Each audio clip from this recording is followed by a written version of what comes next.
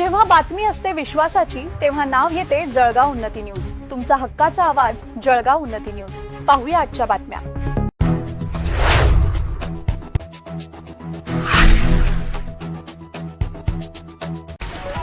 जळगाव जामोद नगर परिषदेच्या विकास कामांच्या दर्जाबाबत प्रश्नचिन्ह. लाखो रुपये खर्चून बांधलेली दुकाने 1.5 वर्षांपासून बंदच. जळगाव जामोद शहरात चालू वर्षी नगर परिषदेच्या माध्यमातून अनेक विकास कामे करण्यात आली. मात्र ही कामे मजबूत व टिकाऊ झाली नसल्याचा आरोप होत असून या सुमार दर्जाच्या कामांना नगर परिषदेचे मुख्याधिकारी व शाखा अभियंता हेच जबाबदार असल्याचे बोलले जात आहे.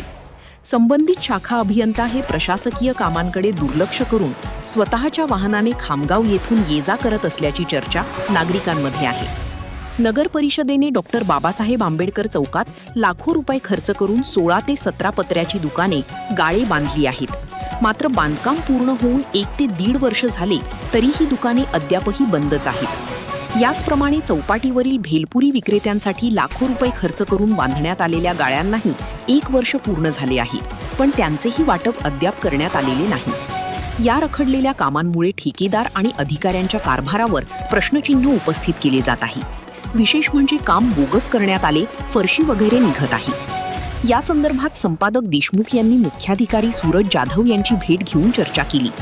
समितीसमोर ज्या पात्र लाभार्थ्यांची नावे निश्चित झाली आहेत त्यांनाच ही दुकाने त्वरित देण्यात यावीत अशी मागणी त्यांनी केली.